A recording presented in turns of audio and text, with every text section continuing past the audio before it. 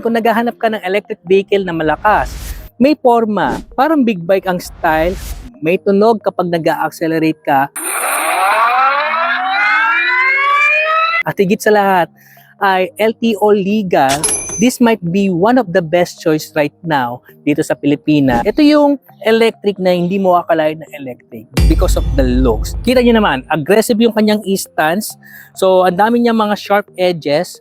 So, ang ganda ng kanyang headlight. Naka-disc brake na tayo dito, harap-likod. Para kang merong motor dito. Yung style niya, para may makina. So, pagdating sa ginamit na frame na alloy, alam mong matibay, oh. Kita nyo naman yung kanyang pagkaka-welding dito, no? Na corrugated, na nakakadagdag design para sa electric motorcycle na ito. So, as you can see, naka-air damp monoshock suspension na tayo dito sa likod. So, kahit anong road condition, maganda yan. At parang naka-elevate yung ating upuan dito sa likod. So again, maganda ito pag nakita nila ito paggabi, no?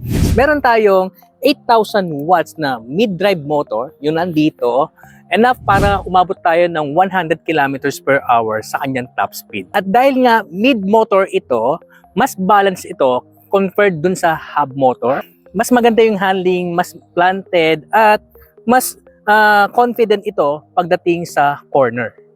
At syempre ka-EV, pagdating sa torque, meron kang 180 Newton meter. Malakas ang hatak, walang delay, may instant acceleration. Kung sanay ka sa gas type na motorcycle, magugulat ka kung gaano ka-responsive itong electric motorcycle na ito.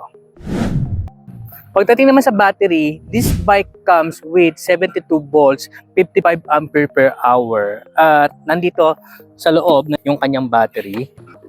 So, again, removable ang battery nito. Pwede ito sa mga condo living. Easy to detach lang naman dito. Naka NFC card na kung gusto mong ito lang ang bit-bit mo. At meron din siyang key at of course, remote. So, dito sa remote, of course, lock and unlock. Meron din siyang Tromox smart app. May GPS na for real time.